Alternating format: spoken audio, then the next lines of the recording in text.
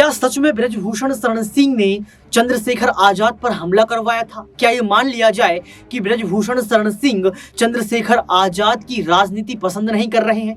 क्योंकि दर्शकों, आपको याद होगा कि चंद्रशेखर आजाद पहलवान खिलाड़ियों के समर्थन में जंतर मंतर पहुंचे थे, पहलवान खिलाड़ियों का समर्थन किया था और ये कह दिया था कि ब्रजभूषण शरण सिंह को गिरफ्तार करवा कर रहेंगे। यही सबसे बड़ा कारण है कि आज ब्रजभूषण शरण सिंह फिर से चर्चाओं का विषय बन चुके हैं। नमस्कार, आपके साथ मैं हूं ऋतिक सविता। स्वागत है आपका नेक्स्ट 9 न्यूज पॉलिटिकल बाइट में। दर्शकों, आपको बता दें कि यहाँ पर ब्रजभूषण शरण सिंह को लेकर लगातार सवाल खड़े किए जा रहे हैं। विपक्ष का यही कहना है कि ये जो हादसा हुआ है, ये हादसा एक सोची समझी साजिश है। ये कहा जा रहा है कि ये जो हमला हुआ है, ये हमला करवाया गया है। क्या ब्रजभूषण शरण सिंह का कोई हाथ हो सकता है? क्योंकि ब्रजभूषण शरण सिंह पर लगातार आरोप लग रहे हैं। 6 बालिग, जी हाँ, 6 बालिग पहलवान खिलाड़ियों ने यहाँ पर आरोप लगा दिए हैं कि पहलवान खिलाड़ियों के साथ यहाँ पर ब्रजभूषण शरण सिंह जबरदस्ती करता था, जबरदस्ती टच करता था। और ये कहा जा रहा है कि 7 जुलाई को जब कोर्ट का फैसला आएगा तो हो सकता है कि ब्रजभूषण शरण सिंह को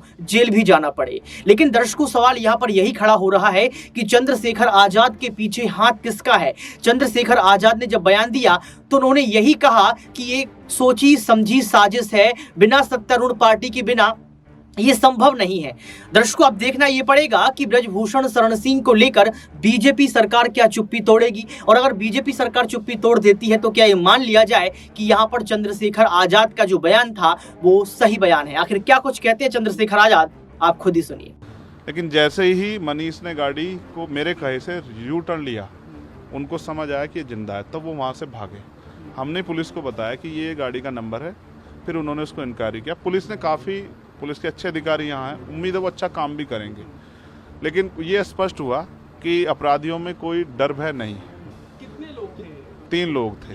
2 लोग असले से हमला कर रहे थे, एक व्यक्ति गाड़ी चला रहा था। चंद्रशेखर जी, कोई थ्रेट कॉल आया हो आपको इससे पहले? कोई धमकी पिछले कई सालों से आ रही है। मैं लगातार पुलिस को इंटीमेट भी करता रहता हूँ। मैंने डीजीपी को भी लिखा, गृह मंत्री को भी लिखा, मुख्यमंत्री को भी लिखा, यहाँ के पहले एसएसपी डीएम थे उनको भी लिखा। लेकिन डीएम साहब जो पिछले थे, अखिलेश सिंह जी, उन्होंने साफ मना कर दिया कि चीफ मिनिस्टर नहीं चाहते चंद्रशेखर को सुरक्षा दी जाए। मेरे आज भी याद है ये बात, क्योंकि मैंने एलआईयू के अधिकारी द्वारा पूछा कि भाई मैंने आपको बताया थ्रेट भी है, फिर क्यों नहीं हो रहा है?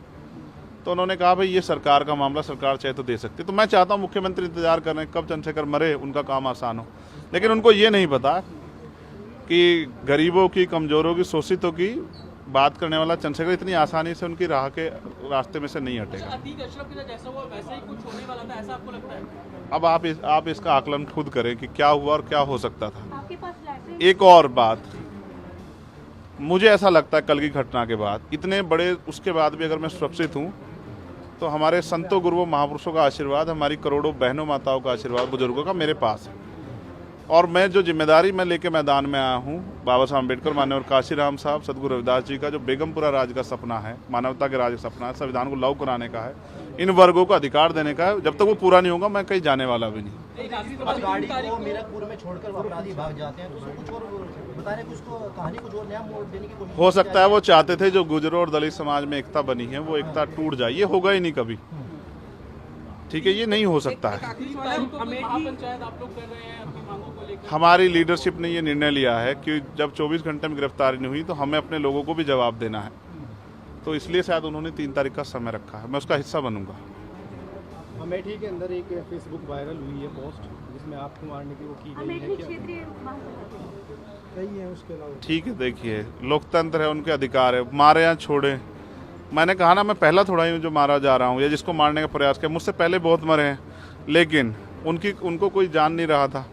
मुझे लोग जानते हैं तो मेरी बात पे बात आगे बढ़ रही, लेकिन मैं अपने लोगों को मरने नहीं दूंगा। ये भी मैं उनको संदेश देना चाहता हूँ। तो सुना आपने इस वीडियो को सुनने के बाद आपको पता लग गया होगा कि आखिर सच क्या है और झूठ क्या है। क्योंकि चंद्रशेखर आजाद ने साफ तौर पर सिक्योरिटी की मांग भी कर ली है, और चंद्रशेखर आजाद ये कह रहे हैं कि उनकी जान को खतरा है, उनको जान से मारने की धमकियां भी कई बार मिल जा चुकी हैं, और ये धमकियां कोई और नहीं, ये धमकियां सत्तारूढ़ पार्टी के द्वारा दी जा रही हैं। अब देखना ये पड़ेगा कि ब्रजभूषण शरण सिंह को लेकर अंतरिम फैसला क्या होता है, और क्या चंद्रशेखर आजाद भी कोई रिपोर्ट दर्ज कर देंगे। आज के लिए सिर्फ इतना ही। देखते रहिए नेक्स्ट 9 न्यूज पॉलिटिकल बाइट।